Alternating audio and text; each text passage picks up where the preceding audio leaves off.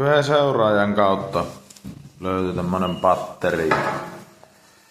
Justiin Makimoille sopivan pieni. Mä jo hitsasin tuohon pakoputkelle tuloputke. Tuolta lämmittimeltä.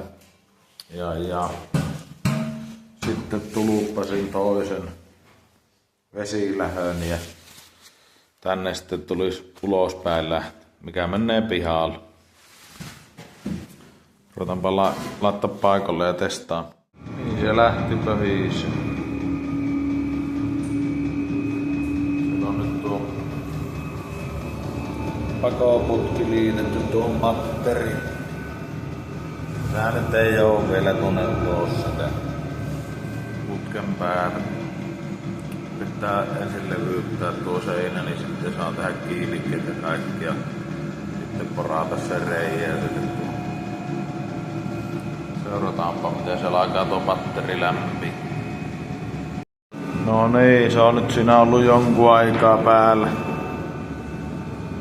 päällä ja se on tiputtanut tehoon näköjään 4 tai sitten se mulla vaan jäi tuohon 4. Katsotaanpa nyt. Se puhaltaa ihan kuumaa ja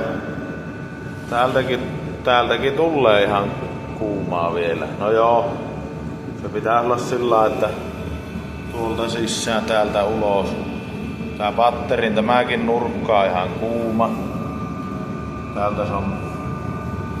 Täällä ei kestä kovin kauan edes pitää. Täällä se on aivan tulikuuma. Tuolla ei kestä pitää yhtään.